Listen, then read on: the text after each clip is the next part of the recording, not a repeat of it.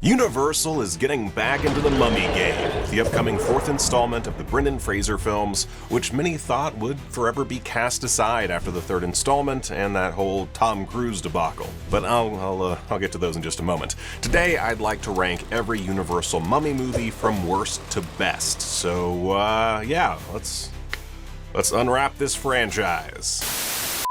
Quick disclaimer, I'm not completely insane, so I will not be delving into the Scorpion King series. That's its own thing, and quite frankly, I don't feel like watching them. Want a ranking? Let me know in the comments. So, let's start with the obvious. 2017's The Mummy starts off our list dead last, and for good reason. It's just a slap in the face kind of flick, which many would argue marks the pinnacle of franchise synergy run amok. For those who don't remember, the basic idea was that this would be the jumping off point for the Dark Universe, an interconnected monster-based franchise that Universal hoped would become its own massive IP. They even went ahead and began hiring the other major players, with Russell Crowe's Dr. Jekyll showing up in The Mummy, while a fancy pants cast photo gave us our first and only look at the other members of the Dark Universe, including Javier Bardem as Frankenstein's monster and Johnny Depp as the Invisible Man. On the positive side of things, I don't know. I guess Tom Cruise is pretty charismatic, as is to be expected. Man, it's just not a good movie. I honestly can't think of anything else worthwhile about this overwrought corporate sludge, co-written and directed by, let me check my notes here. The guy who gave us Cowboys and Aliens and Star Trek Into Darkness. Huh?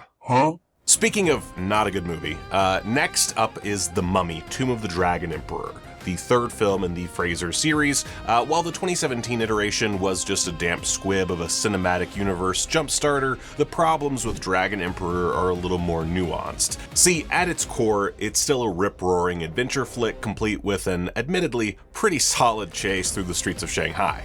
It's got an ancient evil magical warlord played by Jet Li, plenty of well-choreographed fight scenes, and turns from Michelle Yeoh and the Untold Story's very own Anthony Wong.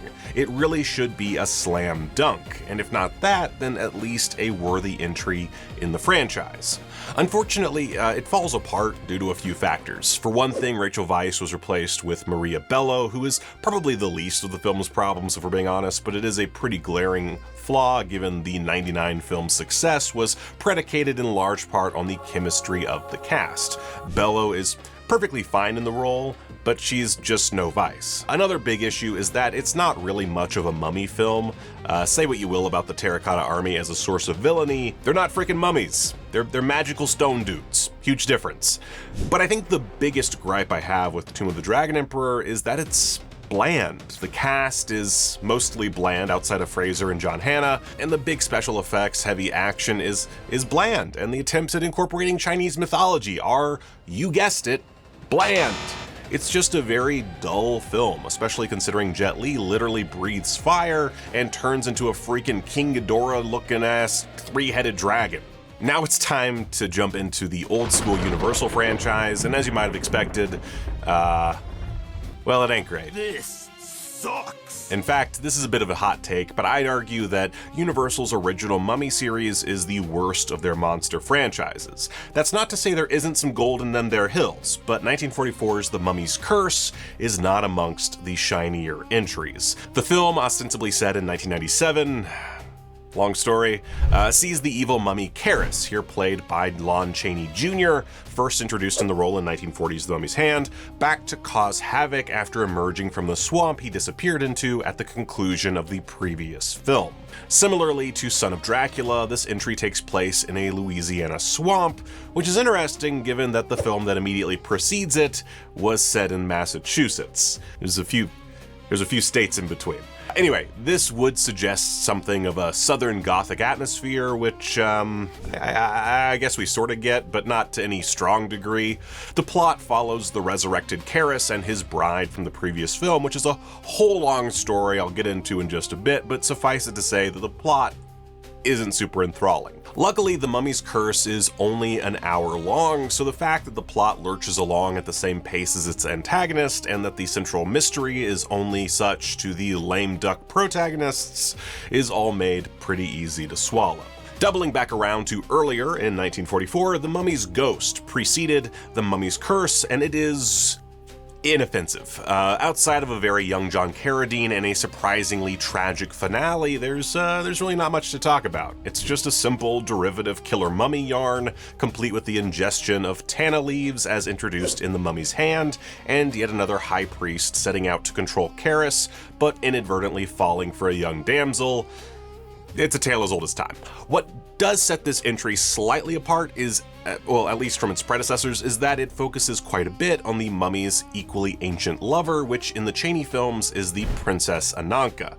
Here she's seemingly been reborn as Ramsey Ames' Amina, a woman with Egyptian ancestry. This plot leads to one of the darker endings in a Universal mummy flick, again setting this entry apart despite the whole Enterprise being pretty weak sauce. And since I don't have much to say on this entry, I guess now's a good time to talk about Lon Chaney Jr. as Karis.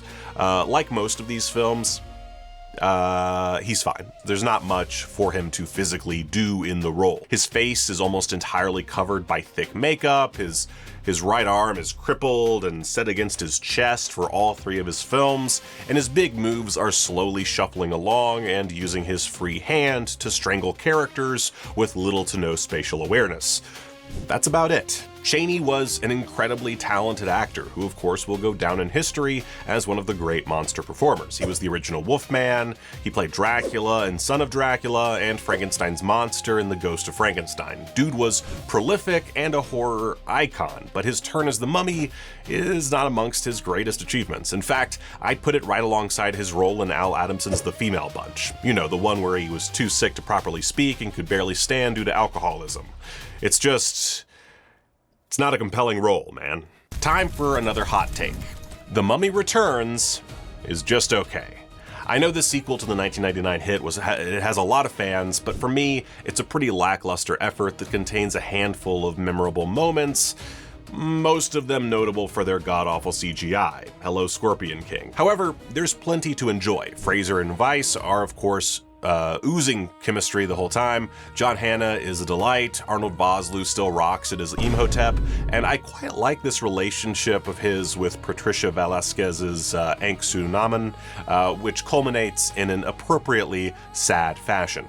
The Rock does alright here as the villainous Scorpion King, but he's really barely in the film and wouldn't come into his own until later on when we got the Scorpion King spinoff.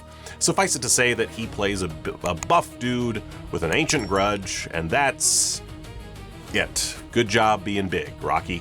Moving on. Okay, with that all being said, time to piss off the fans of the OG Mummy. The initial 1932 film is essentially a loose remake of the previous year's Dracula and stars Frankenstein's monster himself, Boris Karloff, as Imhotep, an Egyptian high priest who had been buried alive after attempting to resurrect the princess he'd been stooping. He spends most of the movie in disguise as an Egyptian historian, which, fair enough, he would have the necessary qualifications. The Mummy is beautifully shot, thanks in no small part to director Karl Freund, who previously worked as cinematographer for Metropolis, Dracula, and Key Largo. The Mummy looks great, but, well, there's just not much more to it than that.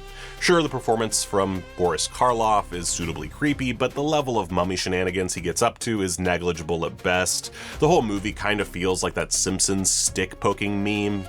You just want it to get up and do something. Instead, it shambles along without the decency of even showcasing a single mummy-based strangulation. 1942's The Mummy's Tomb saw the introduction of Lon Chaney Jr. in the role of the titular mummy, but outside of that element, well, it's a pretty forgettable entry in the franchise, if that gives you any idea of how I feel about the original Mummy. Starting to see a pattern here, guys. They're not that interesting. It doesn't help that this hour-long film features 15 straight minutes of flashbacks to the previous film, of which this is a direct sequel. I think it's 15 minutes. It might have been 10 minutes. Either way, a long time for an hour-long movie. So why is it so high on my list? Well, there is a certain gothic quality to the production, thanks presumably to a mix of cinematographer George Robinson and director Harold Young, the former of whom shot the Spanish version of Dracula, considered by many to be the superior iteration. Mummy's Tomb is also a pretty violent picture, bringing back our heroes from the previous film as a couple of old dudes whom Karras takes his strangle-based vengeance on. Which is really weird, by the way, because this movie came out like 2 years after the previous one, and they just have the main characters from that movie in old age makeup. I don't know why this takes place 30 years later, it just does. Overall, it's a good movie with some serious flaws. Definitely check it out if you're looking for some good old-fashioned mummy murder. Next up, 1955's Abbott and Costello Meet the Mummy. I was tempted to not include this one, but it is a Universal monster movie, and it is included in my Universal Mummy Blu-ray collection, so screw it. This delightful comedy makes the list. While not as strong a film as Abbott and Costello Meet Frankenstein, arguably the best of their efforts, Meet the Mummy is still a shockingly strong, fun-filled adventure yarn. This is in spite of the fact that it's the 28th and final Abbott and Costello adventure produced by Universal, and the second to last film they'd star in together before Lou Costello's death. You'd think they would have started to falter over time, but nah, these dudes, they had the sauce. The film is a comedic amalgamation of previous Mummy flicks, with The Mummy's Hand perhaps being the most direct relation, with Bud and Lou playing similar heroes to Steve Banning and Babe Hansen. We'll get to them in just a second. They get up to all kinds of tomfoolery, some of it laugh-out-loud funny, and some of it barely chuckle-inducing, but none of it boring, which is a lot more than you can say for most of these movies. On the downside, the Mummy action is a bit wanting, with the Mummy himself, here named Clarice, mostly a background character to the adventures of our protagonists and their chief antagonist, Mary Windsor's Madame Rontru. Still, it's a fun ride, and one you can check out without having seen anything that came before. Now for me, the first Mummy sequel, 1940's The Mummy's Hand, is leaps and bounds superior to its predecessor. This was the first film to feature Karras, here played by Tom Tyler, a Western star who would go on to portray the first iteration of Captain Marvel, which Quentin Tarantino referred to humorously as the most homicidal berserker superhero. So yeah, check out the original Captain Marvel, because it gets up to some murder. A major part of the appeal here is in the use of the Mummy, who doesn't spend any time at all cosplaying as a normal dude. Instead, this wrapped up monstrosity is a simple-minded killing machine, spurred on by the use of those aforementioned Tano leaves, a pretty simple plot device which the franchise would absolutely run into the ground as it continued. Tyler's Karras is also just the absolute most horrifying version of the character in the franchise, with his blacked out eyes seemingly staring into the audience's soul.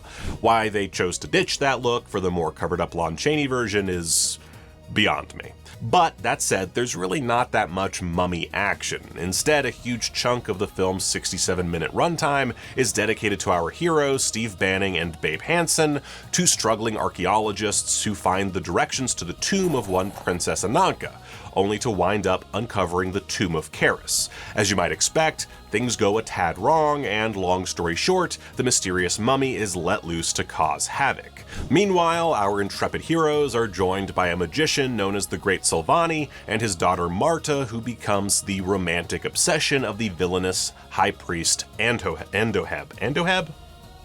I don't remember how to say his name. I think he says it like once in the movie. It's a rollicking good time, with more laughs in my opinion than the Abbott and Costello iteration, and a more terrifying mummy than any other entry in the franchise. What really makes it work, however, is a strong cast with chemistry to spare, something that seems to be the secret sauce to this particular franchise.